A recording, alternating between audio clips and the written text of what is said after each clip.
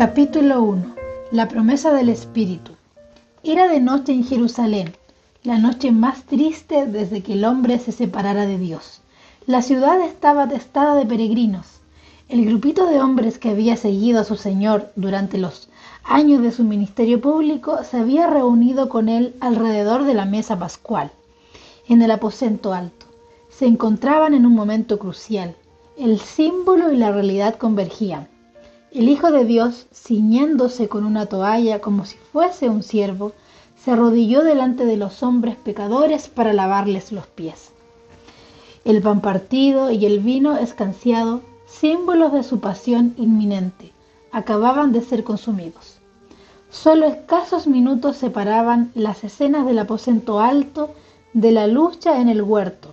Mediaban momentos apenas, comparativamente, entre la sangre sobre los sienes y la sangre sobre los dinteles.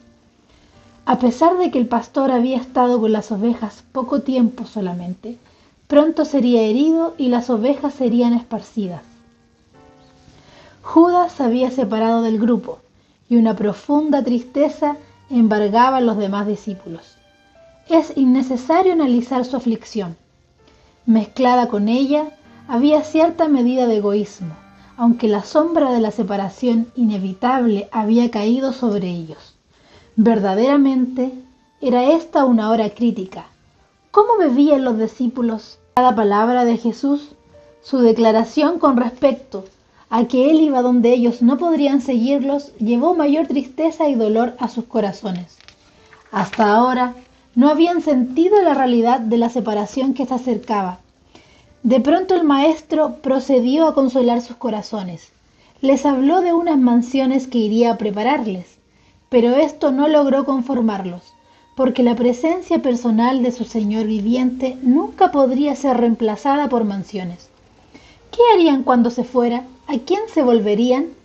Alguien dijo: pintad un cielo sin estrellas, cubrid las montañas de oscuridad, colgad cortinas de negra sombra frente a cada playa. Oscureced el pasado, y que el futuro sea aún más incierto. Completad el cuadro con hombres pesarosos y rostros tristes. Tal era la condición de los discípulos al verse confrontados con la partida del Señor. Jesús presenta a su sucesor. Luego Jesús pasó a descubrir ante ellos la gloriosa provisión de otro Consolador. Esta declaración implica que Jesús era el primer consolador. Un consolador es ayuda en tiempos de necesidad. Si eres huérfano, necesitas de un padre. Si estás enfermo, un médico. Si te hallas perplejo, un abogado. Si vas a construir, un arquitecto. Si estás en dificultades, un amigo. Todo esto, infinitamente más, es nuestro Consolador celestial. Los discípulos no quedarían huérfanos, privados de un Padre divino que los cuidara, protegiera y ayudara.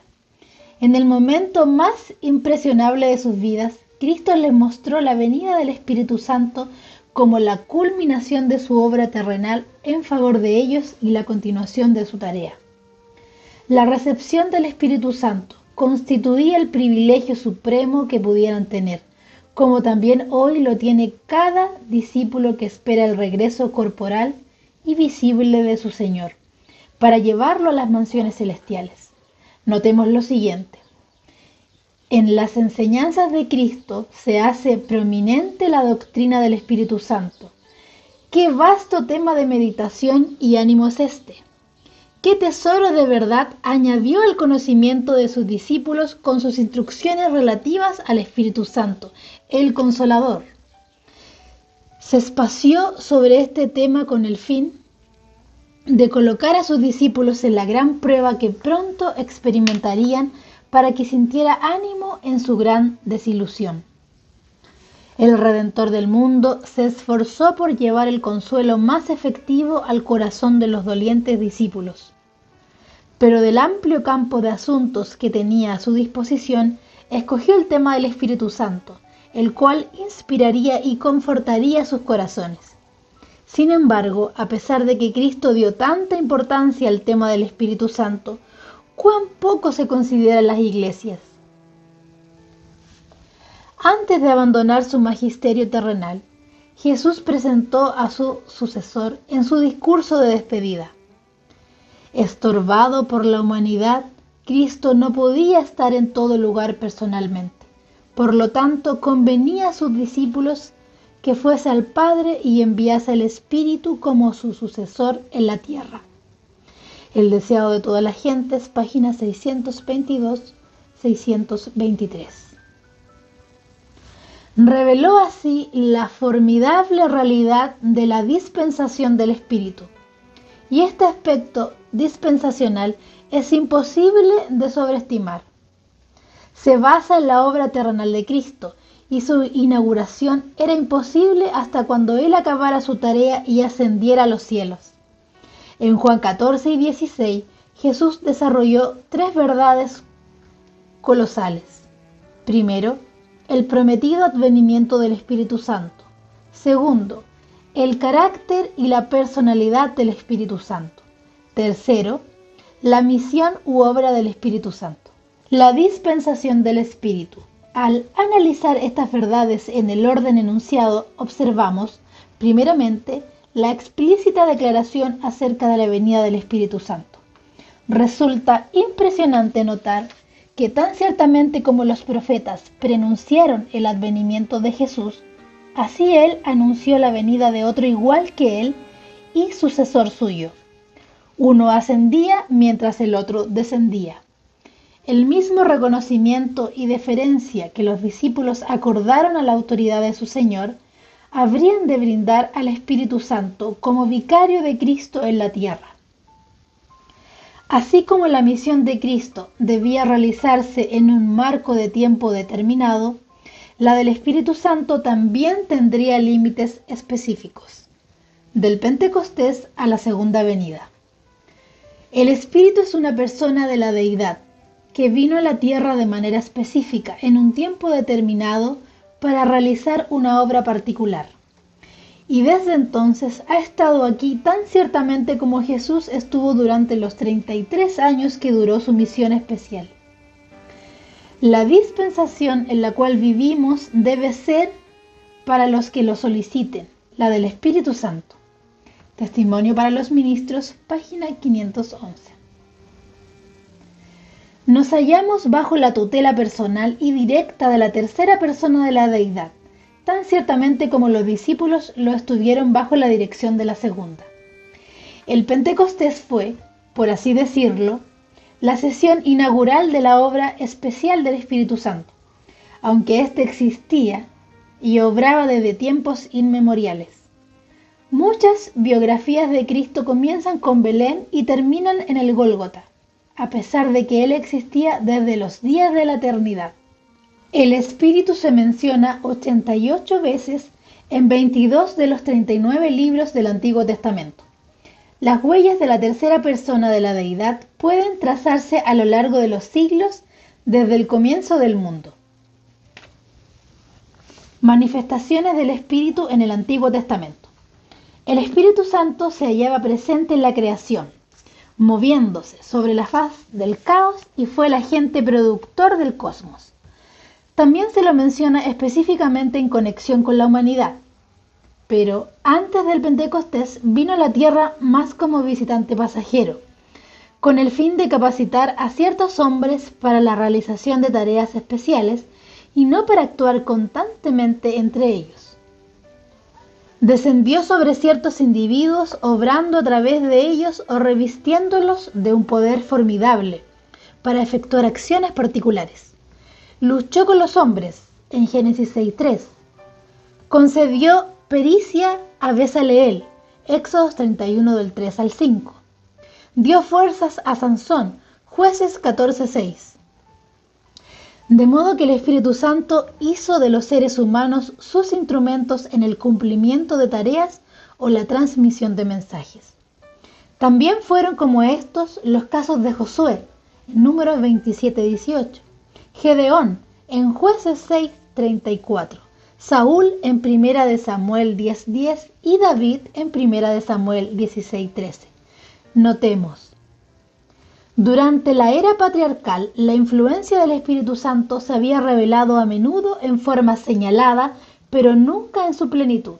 Ahora, en obediencia a la palabra del Salvador, los discípulos ofrecieron sus súplicas por este don, y en el cielo Cristo añadió su intercesión.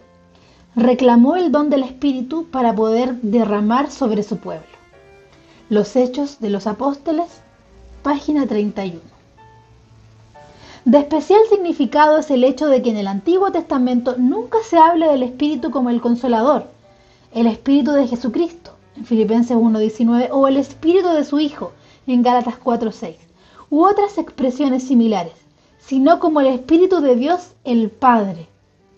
¿Por qué se encuentran todos estos nuevos títulos en el Nuevo Testamento? Algo había sucedido, un acontecimiento que había modificado las cosas. Jesús nació y murió por nosotros, se levantó de la tumba y ascendió a los cielos. Y cuando Cristo completó su obra terrenal y ascendió con su humanidad glorificada, a fin de tomar su lugar en los atrios celestiales, entonces se cumplieron las condiciones para que el Espíritu Santo descendiera como representante oficial y sucesor de Cristo, haciendo eficaz su obra redentora para cada individuo. De modo que vino trascendentalmente como el Espíritu de Jesús. La provisión del Nuevo Testamento. De paso, puede ser de interés notar que el Espíritu Santo se menciona 262 veces en el Nuevo Testamento. Un verdadero batallón de textos. Detrás de todo encontramos la obra terrenal de Jesús acabada y la persona glorificada de nuestro adorable Señor. Al contemplar al Salvador glorificado, observamos que su obra terrenal fue concluida por su obediencia hasta la muerte, para traernos a Dios, mediante la sustitución vicaria obrada mediante su propia vida y sin pecado y su muerte expiatoria, cumpliendo así los requerimientos de la justicia y la ley, tanto como los de la santidad. Por esto vino el Espíritu Santo, como señal de que el Padre aceptaba la obra del Hijo, también para dar al hombre la seguridad de que esa obra sería eficaz para él. Porque con una sola ofrenda hizo perfectos para siempre a los santificados, y nos atestigua lo mismo el Espíritu Santo. Hebreos 10, 14 y 15. Tomemos en consideración el doble carácter de la obra del Espíritu Santo. En el Antiguo Testamento actúa sobre los hombres más de afuera hacia adentro, pero no moró permanentemente en ellos. Se les apareció y los revistió de poder y en algunos casos hizo a menudo su morada en ellos. Pero desde Pentecostés en adelante se efectuó un tremendo cambio. A partir de ese momento, la suya es una obra especial, diferente de la realizada en épocas pasadas. Se hizo provisión para que en adelante el Espíritu entrara y viviera en todos los creyentes cristianos, y para que su obra se realizase de adentro hacia afuera, llenándolo todo e impregnándolo todo. Esta presencia del Espíritu Divino en el ser íntimo de cada persona es la gloria distintiva de la dispensación cristiana. Todo el pasado había sido una experiencia preparatoria para esto. La provisión del Antiguo Testamento había sido promesa y preparación, la del Nuevo y cumplimiento y posesión. La diferencia yace simplemente en la distinción de significado entre una obra hecha desde afuera y la de morar en lo íntimo del ser. Y este morar en lo íntimo del ser es una posesión permanente, puesto que el Espíritu viviría con nosotros perpetuamente. Un don del Padre por intermedio del Hijo. La venida del Espíritu Santo fue un don del Padre, concedido por intermedio del Hijo. Juan 14, 16. La voz griega que se refiere a Cristo orando o solicitando del Padre el Espíritu, de la idea de una petición efectuada por alguien en perfecta igualdad con Él, no obstante, no suplicó por el Espíritu Santo en su maravillosa oración ofrecida poco después y registrada en Juan 17. ¿Por qué? Porque todavía no había sido consumada su pasión. El Espíritu Santo vino a vindicar el carácter del ministerio de Jesucristo y de su misión de sacrificio. Juan 14, del versículo 23 al 26. Su venida se fundamentaba en la obra completa y acabada del Calvario. Fue el Cristo glorificado quien solicitó, recibió y envió al Espíritu Santo a sus anhelantes discípulos. El Espíritu Santo es intrínsecamente un don de Dios al hombre. No puede ser comprado, ganado, descubierto ni cultivado. El hombre no puede exigir tal don de Dios. El Espíritu Santo no fue derramado en respuesta a una mera oración humana ni sobre la base de sus méritos. Pero a causa de la obra realizada por Jesús y la satisfacción obtenida, el justo Dios envió al Espíritu Santo para iniciar un nuevo movimiento entre los hombres y para inaugurar la nueva dispensación. El don del Espíritu Santo debe distinguirse de los dones que el Espíritu Santo concede. Así como los emperadores romanos arrojaban a las multitudes las monedas de los reinos conquistados al entrar triunfalmente en Roma, así también Cristo envió este regalo supremo a los hombres después de su procesión triunfal en el cielo. Por supuesto, la culminación de todos los dones que el Espíritu Santo derrama sobre la Iglesia remanente ha sido la restauración del don del Espíritu de profecía. Pero esto es asunto aparte. La relación entre el Calvario y Pentecostés. Juan el Bautista declaró que el bautismo del Espíritu Santo constituiría el propósito vital del ministerio de Jesucristo. Yo a la verdad os bautizo en agua para arrepentimiento, pero el que viene tras mí, cuyo calzado yo no soy digno de llevar, es más poderoso que yo. Él os bautizará en Espíritu Santo y fuego. Mateo 3:11. El mensaje de Juan concerniente a Cristo era doble: la sangre del Cordero para quitar el pecado y el bautismo del Espíritu para resguardar del pecado. Esto es el Calvario y el Pentecostés. La culminación de la obra del Calvario en favor de la dispensación presente se halla en el don del Espíritu Santo enviado por Jesucristo. Estas son dos verdades inseparables. Sin el Calvario no podía haber Pentecostés, y sin Pentecostés el Calvario sería de poco provecho. Observemos.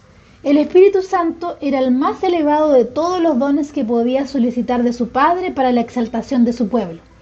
El Espíritu iba a ser dado como un agente regenerador, y sin esto el sacrificio de Cristo habría sido inútil.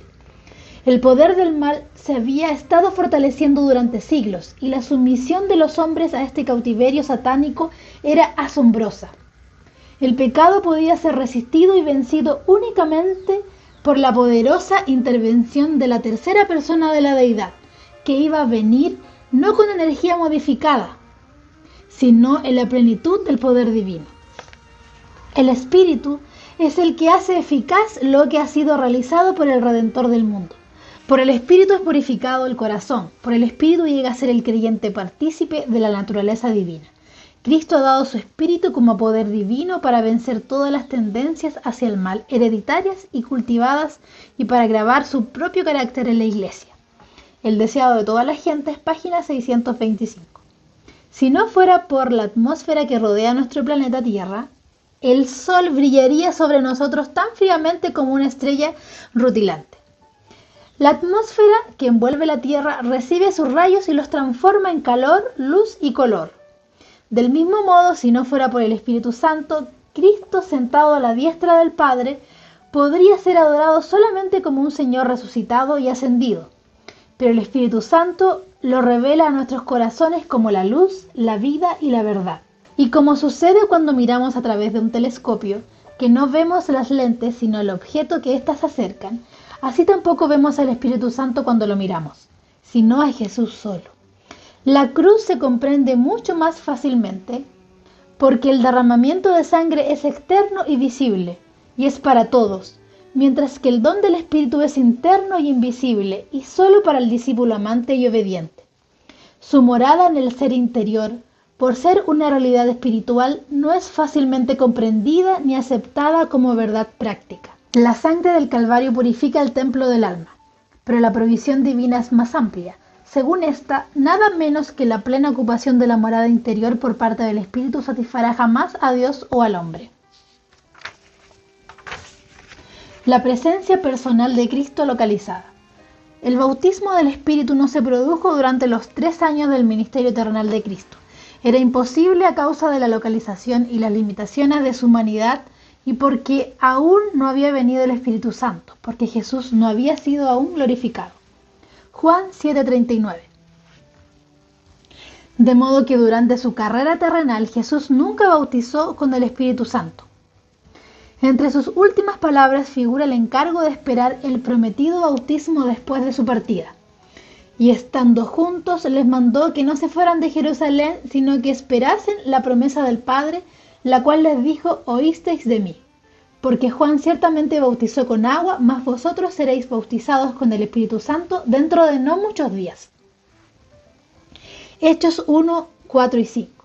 Aquel que bautizaría a sus seguidores con el Espíritu Santo era el ejemplo viviente de todo lo que Él desea incorporar en nuestras vidas. El Espíritu lo engendró, creció bajo el poder y la tutela del Espíritu. Al cruzar el umbral de su ministerio, fue ungido en forma especial por el Espíritu para el servicio. Con el poder del Espíritu vivió su vida, realizó sus milagros y enseñó sus principios. Y se levantó de los muertos por el poder del Espíritu.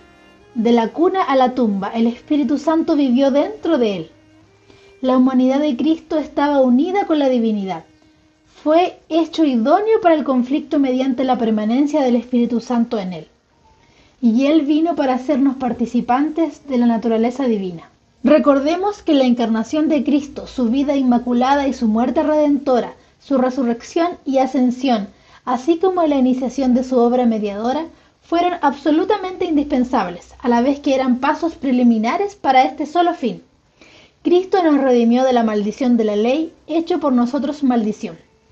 Porque está escrito: maldito todo el que es colgado en un madero, para que en Cristo Jesús la bendición de Abraham alcanzase a los gentiles, a fin de que por la fe recibiésemos la promesa del Espíritu. Gálatas 3, versículo 13 y 14. Blanco de redención presente. Y este blanco de redención presente era imposible antes de su glorificación. Juan 7:39. Por eso Pedro declara: así que exaltado por la diestra de Dios y habiendo recibido del Padre la promesa del Espíritu Santo, ha derramado esto que vosotros veis y oís. Hechos 2:33. La roca de Oreb era una figura metafórica. El herir la peña produjo agua corriente, y así también el derramamiento del Espíritu Santo se produjo como respuesta a la muerte redentora de Cristo. Su muerte destruyó toda barrera entre Dios y el pecador. 2 Corintios 5:19.